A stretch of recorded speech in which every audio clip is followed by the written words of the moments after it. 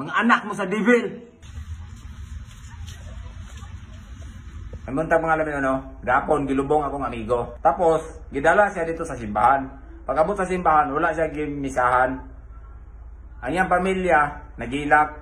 Ako naluoy ko kay ako mo tong amigo. Nganong wala siya gimisahan? Unsay saktong dahilan sa simbahan? Nga naman unta ang pari. Unsa may sakto ninyo nga rason nganong dili man niyo misahan? Nga tao man among gidala. Bisan pag dili membro, basta kay dalaw na siya sa simbahan. Kaya ang simbahan balay man kana sa Ginoo. Para wala sa mga tao tanan, nganong dili ninyo serbisyuhan? Unsa may kulang ang bayad? Luoy kayong pamilya ba? Luoy kayo. Kay paghawa naman sa simbahan, pag-abot mo dito, igo na sa gyampuan among gigawas. Ang pamilya niya, ang iyang ate si Hilak, gikan sa simbahan, abot na lang komentaryo. Grabe niya pangayo pa sa ilo. Okay labot masuko Mosko Yan lagot ng yung may gapon. Suya kami gapon. Kigyawa na mga patay sa simbahan, wala gyud gimisahan. Halimbawa na si Grip, 5 ka buok na sige patay 5 ka buok. Adik-adik siya. Pagkauman, patan siya, tanan niyang ginayo. Pag-abot sa korte, sistensyahan, pag umanong sistensya, ang sistensya siya bitay. Pag bitayo na siya, naipare nga mo adto kay misahan na siya bago na siya bitayon. O nganong misahan man na siya? Nganong ampuan man na siya sa pare? Nga bitayon man na siya. Mao na ibutan ninyo sa inyong una-una. Katong among gidala, naa na to siya sa simbahan, nganong dili siya misahan? Walay sakto nga rason ba? Walay sakto nga rason nganong dili niyo ginamisahan ang mga patay nga moadto dito sa simbahan. Pagti lagi nung kuan na ba, luoy kayong pamilya. Luoy. Kung makasulti ang atong amigo nga iya sa devil, ang maong pare, tungod kay wa misahi kadtong patay nga ilang gihatod dito sa simbahan, kung makasulti siya wagas, iya daw sa devil. Pero magkasabot man gihapon ta, nga naman tungod kay makita nato nga siyang presentation, wa siya kasabot sa iyang magipamulong. Wa siya kasabot sa iyang gipangsulti ba? Nya pagkahuman tungod sa iyang wala pagkasabot, mao nang naghimo og nagpresent og mga butang nga kana bitong wa niya masabti. Tama ginang gingon nga little knowledge very dangerous, di ba? So, sa presentation sa video, naalam ko isa ka rason nga nakita nganong mo dili misahan. Nganong wala misay og sa kuha valid na nga reason. Number 1, katong gingon niya nga ngano man di og tawag anang dili membro. Di din na misahan. Yes. Dili member in the sense nga dili siya binunyagang Katoliko or binunyagan siyang Katoliko pero nihawa siya pagkakatoliko. Ang misa dili na pagpahupay sa pagbati sa pamilya. Ang misa mao ang paghatag og grasya. Ni adtong gitawag og kalag or indulensya ni adtong mong kalag og kadtong mga nagpamisa makadawat sa ilang tawag ining grasya mo nang misa. Gay, ang misa manggod mao manggod na ang pag-offer og unbloody sacrifice sa Ginoong Dios sa para pagpahupay sa kasuko kapungot sa Dios sa mga tao nga nakahimo og salaod bahin niya. Unya kanang misa mao na siya ang putli nga halad. Putli nga halad kasi Kristo man ang gihalad diha para sa kalag og para sa gitawag og mga nanimba. So, but pasabot nga nang wa to misahe sa baba pa lang nimo migo nga kay dili man siya membro, valid. Hindi man pwede nga tanawa be. Magserbisyo din ang tawag ini mga pastoy nga sa ilahang mga membro sa mga tao nga di nila membro, di na sila magserbisyo. Bisa pag isulod na, bisa pag iduok na dito simbahan sa ilang mga simbahan, di na sila magserbisyo. O saan na kang simbahan Katolika? Ang simbahan Katolika, ginatanaw nila na kung dili na siya membro, buti pasabot, dili ibununyagan or nigawas pagkakatoliko, nihawa pagkakatoliko, valid na nga reason. Nga naman kay walay jurisdiction na ang pari sa maong gitawag og namatay og sa pamilya sa maong namatay. Diba? Valid na siya. Valid na.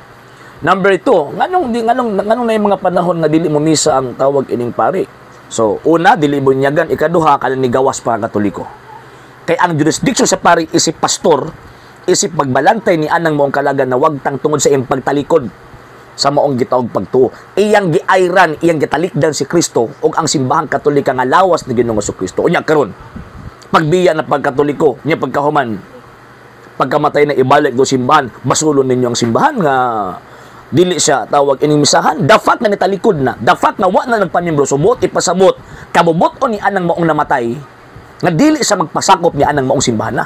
O niya pagkaman karon, masuko mo nga di misahan. Dili, oy. Dili na makatarunganon. So naghatag mo judgment nga dili mao. Number 3, kung member ka sa Masons. Kung member ka sa Mason, automatically di gyud ka pwede isud og simbahan nga naman kay dili gyud pwede makahimo or tawag ining magkatakdo ang pangunahuna sa mga Mason o sa simbahan Katolika. Mo na kung member ka sa Mason, mamatay ka, dili gyud ka misahan. So mo na ang mga reasons nganong dili ka tawag ini nga misahan.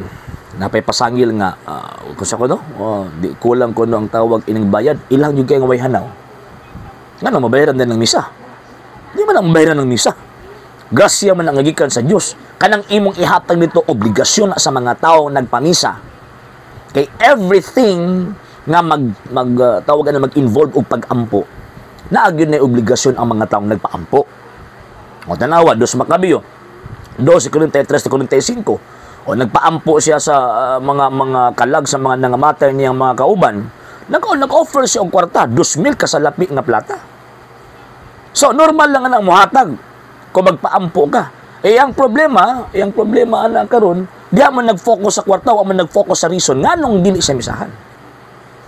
So abuti pasabot diversionary tactics ba para madaot ang image sa parokya kung asa gihatod ng maong gitawag og pataya. So dili na mao nga naman pagpangilad magud na. Pagpangilad in the sense mga tungod sa inyong kasuko, patakat na lang mo pa masangil. So bisan pag kaninyong pasangil ilad na, dili man na pwede. Dili na siya pwede. And lastly, pasalamat gani mo nga giampuan buot pasabot nag-offer pa og kining sacramental ang pari before gigawas. Buti pasabot girespeto, gitagaan mo tawag ining pagtahod sa pari kay sumala pa nimo giampuan ra pari ra gani siguro ang naghimo sa tawag ining para liturgy sa maong gitawag og namatay. Buot pasabot nihatag pagrespeto ang pari sa inyo pero kamo wa mi respeto sa maong gitawag og pari nga naman kay naana nihimo ng serbisyo wala misahi.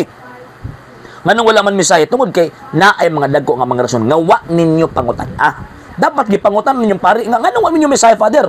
Nga dili man nimo misahan Father. Bisan pagtawag ang dili membro. No. Dili pwede nga misahan ang dili membro kay wala jurisdiction ng pari ana ug wala jurisdiction ang simbahan sa mga tao nga dili niya sakop.